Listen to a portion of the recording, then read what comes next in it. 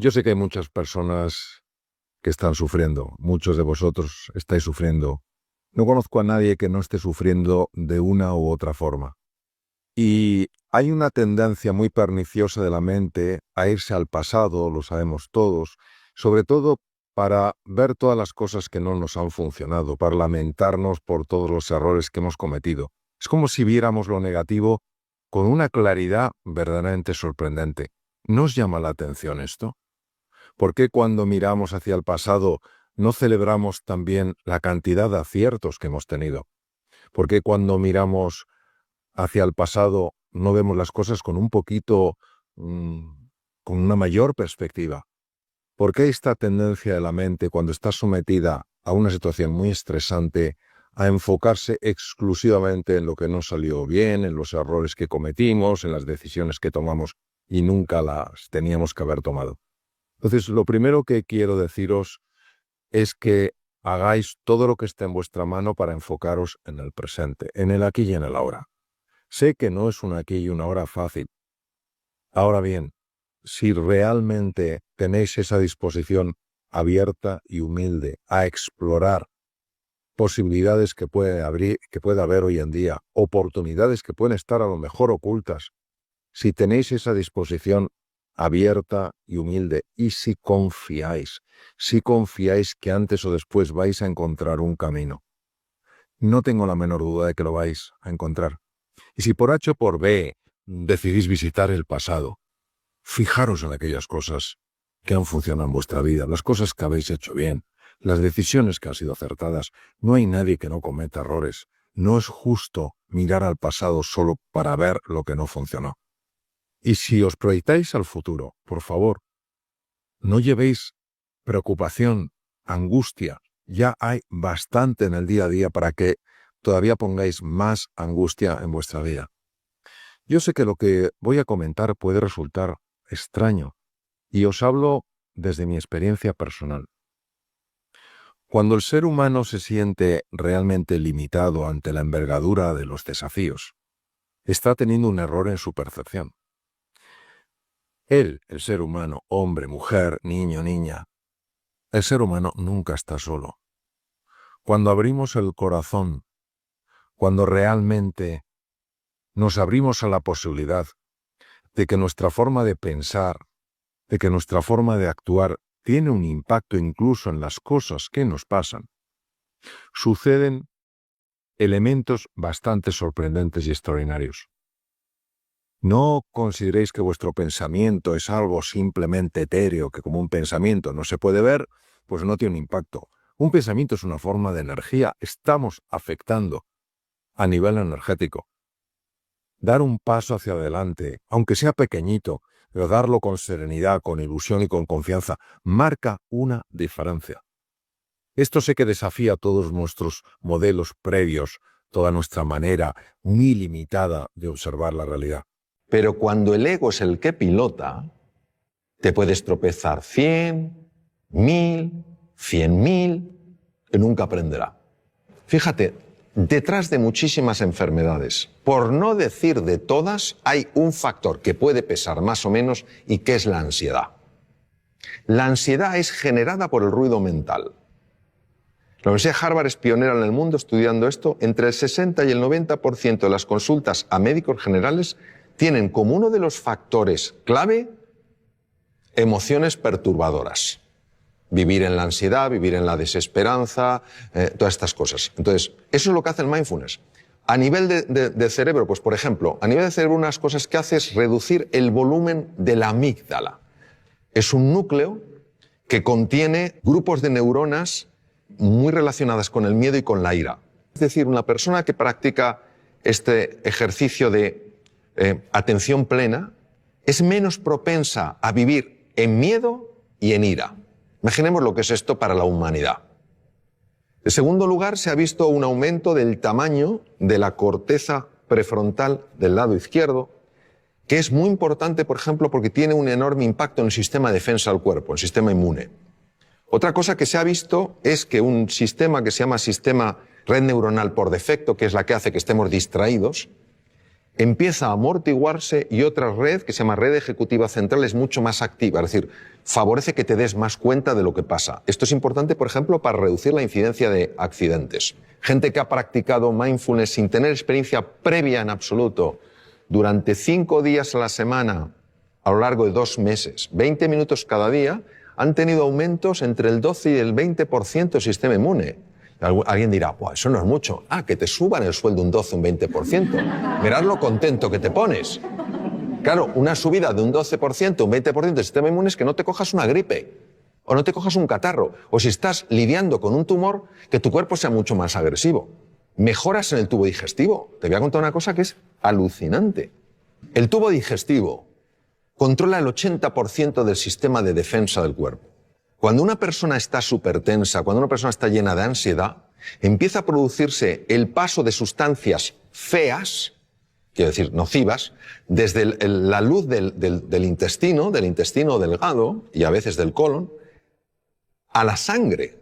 Y pueden dar lugar a procesos inflamatorios generalizados que ya se están empezando a relacionar como uno de los factores, uno solo, que podría tener su conexión con el Alzheimer, por ejemplo. Es alucinante. Entonces, cómo el mundo emocional, perturbado por una mente agitada, acaba afectando todo el cuerpo. La aplicación de mindfulness a personas que están diagnosticadas de esclerosis múltiple, que es una enfermedad degenerativa del sistema nervioso, y se reduce la aparición de brotes, son menos intensos. Se está aplicando un montón de cosas, es decir, lo que pasa es que esto que tiene 3.500 años de antigüedad solo le hemos dado una credibilidad cuando una serie de científicos se ha decidido a estudiar qué ocurre en el cerebro y en el cuerpo cuando una persona entra en estos estados de enfocarse en el aquí y en el ahora. Y también nos ha ayudado a darnos cuenta de la jaula de grillos que tenemos en la cabeza. Y que es una cosa difícil de creer. Que te pasa una cosa que te disgusta por la mañana y te está rumiando hasta la noche. Pues parece que somos vacas. Y que el simple hecho de parar eso hace que el organismo, que tiene una capacidad natural de recuperación, pueda recuperarse. No hay nada mágico aquí. Bueno, sí hay mágico. Que la vida es mágica. Eso es lo que hay de mágico. Pero a veces estos diálogos que tenemos bloquean la magia, no porque la anulen, sino porque no la dejan florecer. Recuerdo una cosa que leí de Víctor Hugo que me impresionó mucho, ¿no? Víctor Hugo decía, el problema nuestro no es que nos vamos a morir, es que no sabemos cómo vivir. Y había un filósofo danés que decía, la vida solo se puede vivir mirando hacia adelante, solo se puede entender mirando hacia detrás. En los momentos donde ya esta existencia nuestra se acaba y una persona mira hacia atrás, uno se da cuenta de la cantidad de cosas que podía haber hecho y no hizo. Cuando yo hablo de la música, yo creo que todo ser humano tiene música. Lo que pasa es que está acostumbrado no a oír su música, sino a oír su ruido. No tiene nada que ver el ruido con la música. Y si te das cuenta y ves una partitura, si todas las notas fueran pegadas una detrás de otra, no tendríamos música, tendríamos ruido. Lo que hace que tengamos música es que haya espacios de silencio. Son esos espacios donde no hay ninguna nota los que permiten que en vez de ruido haya música. ¿Qué quiero decir? Quiero decir que esta vida, yo creo que el tiempo que la vivamos es una vida para vivirla con intensidad, con dificultades, con desafíos, que nos enfoquemos en lo que realmente es relevante. Que cuando llegue el final de nuestra vida, digamos como Neruda, confieso que he vivido. Que podamos decir, confieso que he vivido la vida y no que la he visto pasar.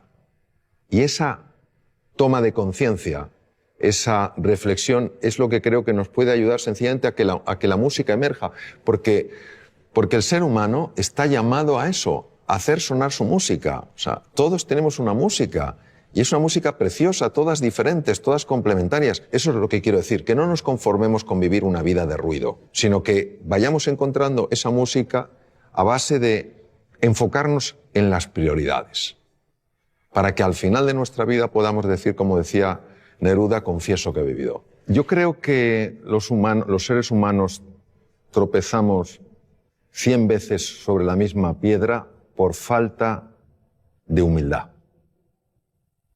La humildad es para mí la virtud más grande que existe porque es para una persona probablemente la más difícil de vivir plenamente, que no es la modestia, no es ser una persona así apocada, es la humildad de corazón. Cuando una persona es realmente humilde, y no lo digo por mí porque desafortunadamente no lo soy, pero sí por personas con las que he estado, grandísimos seres humanos con una humildad aplastante, son personas que tienen mentalidad de principiante. Es decir, puede ser un premio Nobel y te está escuchando como si fuera un alumno tuyo. Pero ¿yo qué le puedo enseñar a este hombre? Pero está plenamente ahí. Cuando comete un error, lo que más le interesa no es buscar culpables ni en él, ni en ella, ni en los demás, sino averiguar qué es lo que ha pasado. Es una mentalidad mucho más científica, interesada, curiosa, que una mentalidad enjuiciadora.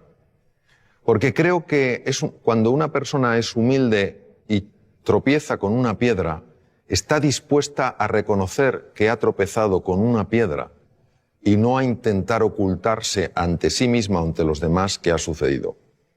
Porque creo que cuando una persona es humilde y tropieza con una piedra, se deja asesorar, pregunta, escucha, pide ayuda y se deja ayudar. Creo que nuestra soberbia nos mata, literalmente. No queremos aceptar las cosas como son. Queremos que sean a nuestra medida. Queremos que la vida se pliegue a nuestros deseos. Por eso no fluimos con la vida. Cuando aparece algo que no nos gusta, nos preguntamos ¿por qué? En lugar de ¿para qué?